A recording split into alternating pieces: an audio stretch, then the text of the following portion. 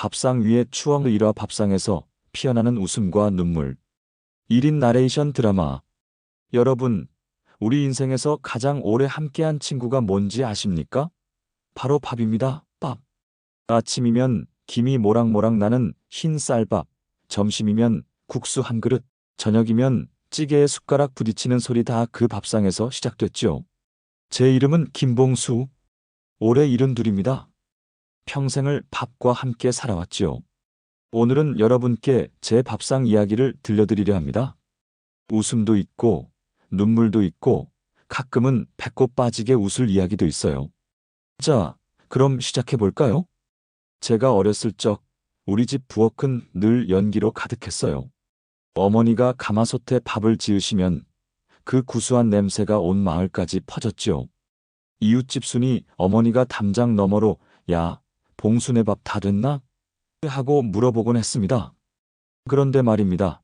저희 어머니가 참 독특한 분이셨어요. 밥이 다 되면 꼭 가마솥 뚜껑을 열어서 아이고, 오늘 밥이 좀 설었네 하시면서도 정작 드시면 그래도 맛있다 하셨거든요. 나중에 커서 알았지만 어머니는 평생 단 한 번도 밥을 설게 지으신 적이 없으셨어요. 그냥 습관이셨던 거죠. 가마솥밥 아시죠? 바닥에 누른밥이 생기는데 그걸 물에 끓여서 숭늉을 만들어 드시는 거. 그 고소한 맛이란. 지금 생각해도 침이 고입니다. 어머니는 늘 말씀하셨어요. 봉수야, 누른밥도 버리면 안 된다. 세상에 버릴 음식은 없어. 그 말씀이 지금도 가슴에 남아 있습니다. 하지만 늘 그렇게 배부른 건 아니었죠. 보릿고개라는 게 있었거든요. 봄이면 지난해 곡식은 떨어지고 올해보리는 아직 연글지 않아서 참 어려운 시절이었습니다. 우리 집도 마찬가지였어요. 쌀은 귀에서 설날이나 제사 때나 겨우 먹고 평소엔 보리밥에다 감자, 고구마로 연명했지요. 그런데 저와 형은 매일 어머니께 투정했어요. 어머니, 쌀밥 먹고 싶어요. 하면서 말이에요. 그러면 어머니가 뭐라고 하셨는지 아세요? 쌀밥? 쌀밥이 뭐가 좋아? 보리밥이 훨씬 고소하고 몸에 좋은데? 하시면서도 밤중에 몰래 일어나서 쌀 한 줌을 보리에 섞어주셨어요. 다음 날 아침 밥그릇에서 하얀 쌀알 몇 개를 발견하면 아, 그때 그 기쁨이란 그 몇 알의 쌀밥이 세상에서 제일 맛있었습니다. 지금 생각해보니 어머니의 마음이 그 쌀알에 다 담겨 있었던 거예요. 내 자식들아, 조금이라도 더 맛있는 걸 먹여주고 싶다는 마음 말입니다. 참, 눈물 나도록 고마운 쌀알이었지요. 그때 우리 동네에는 만물 박사 김영감님이 계셨어요. 막걸리 한 잔만 들어가면 세상 모든 일을 다 아는 분이셨거든요. 한국 전쟁 이야기부터 시작해서 미국 대통령 이야기까지 정말 박학다식하셨죠. 그런데 말입니다. 김영감님이 막걸리를 드실 때마다 꼭 하시는 말씀이 있었어요. 이 막걸리에 두부 한 모 있으면 더 바랄 게 없겠네. 그러면 옆에 계신 박할아버지가 영감, 두부가 어디 있나? 된장에 파 썰어 놓은 걸로 만족해. 하시곤 했지요. 어린 제가 보기에는 어른들이 참 재미있었어요. 두부 한 모가 없다고 투덜거리면서도 된장 한 숟갈에 파 몇 개만 있어도 그렇게 맛있게 드시거든요. 이거 참 별미네. 하시면서 말이에요. 지금 생각해보니 그분들이 진짜로 맛있어 하신 건 음식이 아니라 함께 모여 앉아 이야기 나누는 그 시간이었던 것 같아요. 된장국 한 그릇에도 우정이 담겨 있고 막걸리 한 잔에도 동지애가 스며 있었던 거죠. 중학교에 들어가서 처음으로 도시락을 싸갔습니다. 알루미늄 도시락에 보리밥, 그 위에 멸치볶음, 김치 몇 조각. 아, 그리고 어머니가 특별히 넣어주신 달걀 프라이 반쪽? 그게 전부였어요. 교실에 들어가면 모든 아이들이 도시락을 난로 위에 얹어둡니다. 겨울이라 차가워진 도시락을 데우려고 말이에요. 그러면 온 교실이 각자 집 반찬 냄새로 뒤범벅이 됐죠. 누구네는 생선조림 냄새, 누구네는 나물무침 냄새. 그런데 제 옆자리에 앉은 영이라는 아이가 있었어요. 얼굴도 예뻤지만 도시락이 정말 대단했거든요. 하얀 쌀밥에 계란말이, 그리고 햄까지. 그때 햄이 얼마나 귀한 건지 아시죠? 어느 날 영희가 도시락을 열었는데 노란 계란말이가 그렇게 예쁘게 들어있는 거예요. 그때 제가 너무 신기해서 뚫어지게 쳐다봤나 봐요. 영희가 오빠, 이거 먹어볼래? 하면서 계란말이 한 조각을 건네줬거든요. 아, 그 맛이란 단순히 계란 맛이 아니었어요. 달콤하고 부드럽고 그리고 따뜻했달까요? 그게 제 첫사랑의 시작이었습니다. 지금도 계란말이 보면 그때 그 영희 생각이 나요. 아직도 그 노란 색깔이 눈에 선하네요. 나중에 안 일이지만 영희네 어머니가 매일 새벽 일찍 일어나셔서 딸 도시락을 정성스럽게 싸주셨대요. 우리 딸이 학교에서 기죽지 않게 하려고 말이에요. 그 정성이 저에게까지 전해져서 제 첫사랑이 됐던 거죠. 인생에는 기쁜 일도 있고 슬픈 일도 있지요. 우리네 밥상은 늘 그 중심에 있었습니다. 제가 15살 때 할아버지가 돌아가셨어요. 상을 당하니까 온 동네 사람들이 다 우리 집으로 몰려왔지요. 그때는 장례식장이 따로 없어서 집에서 3일 동안 빈소를 차렸거든요. 어머니와 고모들이 밤새 음식을 준비하셨어요. 국수를 삶고 전을 부치고 조문 오신 분들께 드릴 음식 말입니다. 그런데 그때 정말 신기한 일이 일어났어요. 동네 아주머니들이 하나둘씩 집에서 반찬을 가져오시는 거예요. 이거 우리 집에서 만든 건데 조문객들 드시라고 하시면서 말이에요. 김치, 나물, 심지어는 고기까지. 그렇게 음식이 모이니까 슬픔도 나누어지는 것 같았어요. 그리고 한 달 후, 이번에는 둘째 고모가 아들을 낳으셨어요. 그때도 마찬가지였습니다. 온 동네가 축하하러 왔고 미역국 한 솥을 끓여서 다 같이 나눠 먹었지요. 건강하게 자라라 하면서 말이에요. 그때 깨달았어요.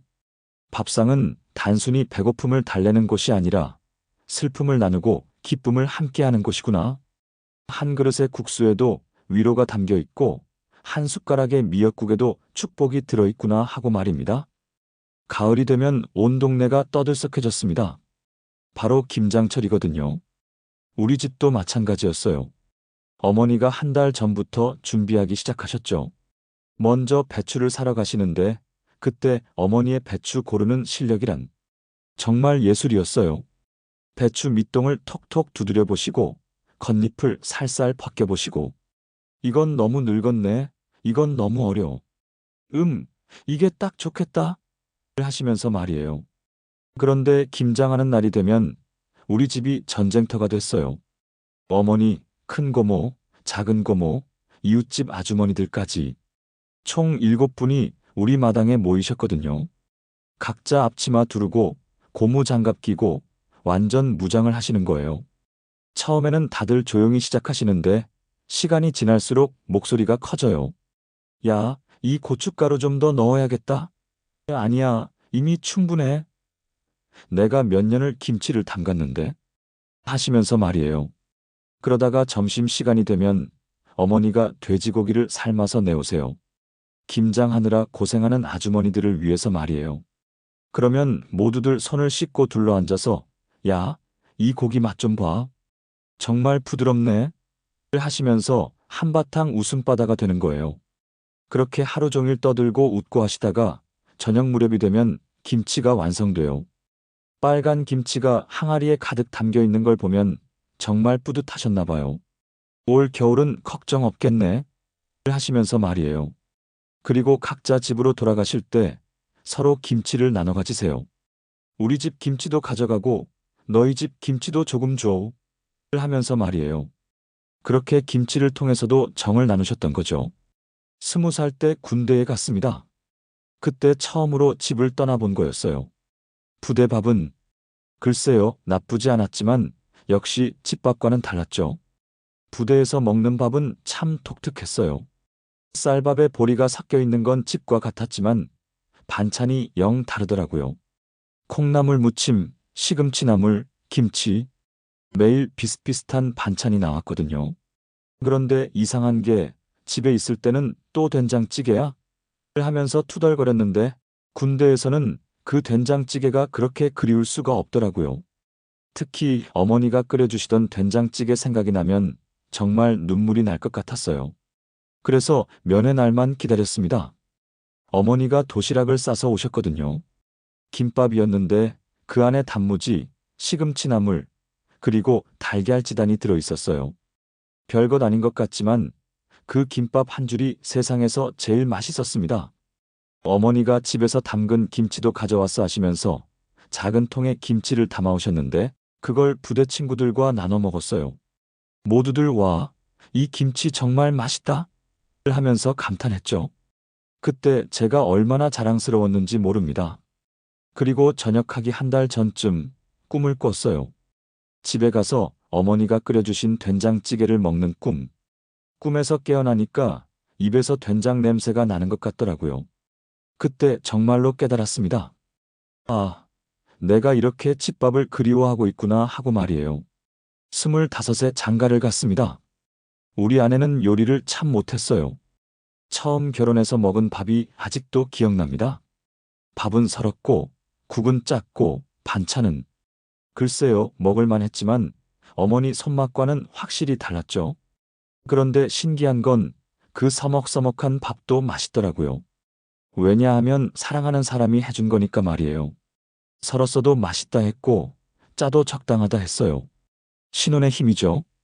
아내도 처음엔 많이 속상해했어요. 어머님처럼 요리를 잘 못해서 미안해하면서 눈물까지 글썽이더라고요.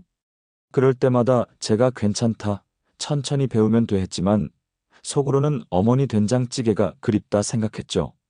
그런데 시간이 지나면서 아내만의 맛이 생겼어요. 어머니 요리와는 다르지만 우리 가족만의 특별한 맛. 김치찌개에는 햄을 넣고 된장국에는 양파를 넣고 그렇게 우리만의 레시피가 만들어졌습니다. 첫 아이가 태어나고 나서는 더 달라졌어요. 아내가 미역국을 끓이는데 그 정성이란 정말 대단했습니다. 우리 아이가 건강하게 자라야 해 하면서 정성스럽게 끓이시더라고요. 그때 깨달았어요. 요리 실력보다 중요한 건 마음이구나 하고 말이에요. 아이들이 자라면서 우리 집 밥상도 점점 시끌벅적해졌습니다. 첫째는 편식이 심해서 고생이었고, 둘째는 뭐든지 잘 먹어서 기특했어요. 셋째는 먹는 것보다 장난치는 걸 좋아했죠. 특히 첫째 녀석이 참 골치였어요. 당근은 절대 안 먹고 양파 보이기만 하면 으악 소리치고 나물은 쳐다보지도 않더라고요. 아내가 야, 이거 안 먹으면 키 안 큰다. 협박해도 소용없었어요. 그래서 아내가 꾀를 냈어요. 당근을 아주 잘게 다져서 볶음밥에 섞어 넣는 거예요. 그리고 이건 특별한 황금 볶음밥이야. 하면서 말이에요. 첫째가 맛있게 먹고 나서 엄마, 이거 뭐가 들어있어? 물으니까 사랑이 들어있어 하시더라고요. 둘째는 정반대였어요. 뭐든지 잘 먹어서 오히려 걱정될 정도였죠. 밥 한 그릇을 뚝딱 비우고 엄마 더 하는 거예요. 그럴 때마다 아내가 이 녀석 밑 빠진 독에 물 붓기네 하면서도 기뻐했어요. 셋째는 참 독특했어요. 먹는 것보다 밥알로 장난치는 걸 좋아했거든요. 밥알을 하나씩 떼어내서 탁자에 붙이고 아빠 봐, 눈사람 하는 거예요. 혼내자니 너무 귀엽고 그냥 놔두자니 음식을 가지고 장난치는 게 못마땅하고 그때는 매일이 전쟁 같았어요. 아이들 먹이고 설거지하고 다시 간식 주고 하지만 지금 생각해보니 그때가 참 행복했어요. 아이들 웃음소리 가득한 밥상, 그게 바로 우리 가족의 소중한 추억이었던 거죠. 세상이 많이 바뀌었습니다. 이제는 스마트폰으로 음식도 주문하고 전자레인지로 간편하게 데워 먹고 젊은 사람들은 혼자서 TV 보면서 밥 먹는 게 자연스럽다고 하더라고요. 우리 아이들도 다 자라서 각자 집을 나갔어요. 첫째는 서울에서 회사 다니고 둘째는 부산에서 장사하고 셋째는 아직 공부한다고 용돈 달라고 하네요. 요즘 우리 부부는 둘이서만 밥 먹어요. 예전처럼 시끌벅적하지 않아서 처음에는 좀 허전했죠. 아내가 이제 반찬 만들기도 귀찮네 하면서 간편식품을 사오기도 했어요. 그런데 요즘 젊은 친구들이 쓰는 말이 참 재미있어요. 혼밥, 혼술 이런 말들 말이에요. 혼자 밥 먹는 게 자연스럽다고 하는데 저는 아직도 익숙하지 않네요. 밥은 여럿이 둘러앉아 먹어야 맛있는 건데. 하지만 이해도 돼요. 요즘 젊은이들 얼마나 바쁘겠어요. 아침에는 출근하느라 바쁘고, 점심에는 일하느라 바쁘고, 저녁에는 또 약속이나 공부하느라 천천히 밥상에 앉아 있을 시간이 없죠. 그런데 말입니다. 가끔 아이들이 집에 오면 여전히 우리 집 밥상은 떠들썩해져요. 첫째는 엄마 된장찌개 해주세요 하고, 둘째는 아빠가 좋아하는 김치볶음밥을 하면서 말이에요. 셋째는 여전히 장난기가 있어서 우와 집밥 최고를 하면서 사진 찍어서 친구들한테 자랑하더라고요. 그리고 신기한 건 요즘 젊은이들이 집밥을 그리워한다는 거예요. 밖에서 아무리 맛있는 음식을 먹어도 결국 집밥이 최고라고 하더라고요. 그럴 때마다 생각해요. 아, 사람은 역시 변하지 않는구나. 어머니의 손맛, 가족의 정을 그리워하는 마음은 예나 지금이나 똑같구나 하고 말이에요. 그래서 깨달았어요. 세상이 아무리 바뀌어도 가족이 둘러앉아 함께 나누는 밥상의 의미는 변하지 않는구나. 김치찌개 한 그릇에 담긴 사랑도, 된장국 한 숟갈의 스민정도 예나 지금이나 똑같구나 하고 말이에요. 배달음식이 아무리 편해도, 인스턴트가 아무리 간편해도 결국 사람들이 찾는 건 따뜻한 집밥이에요. 시간이 흘러 첫째 자식이 결혼해서 손주들을 안겨주었죠. 참 세월도 빠르네요. 요즘 손자 둘이 가끔 놀러와요. 큰 손자는 중학생이고 작은 손녀는 초등학교 3학년이에요. 이 녀석들을 보고 있으면 옛날 우리 아이들 생각이 나죠. 그런데 요즘 아이들은 참 다르더라고요. 처음 와서는 할아버지, 치킨 시켜주세요. 피자 주문해주세요. 하는 거예요. 할머니가 맛있는 밥 해줄게 했더니 할머니, 전 햄버거가 좋아요. 하더라고요. 처음에는 당황했죠. 요즘 아이들은 집밥을 안 먹나? 싶어서 말이에요. 그런데 며칠 지나고 보니까 결국은 할머니 밥을 찾더라고요.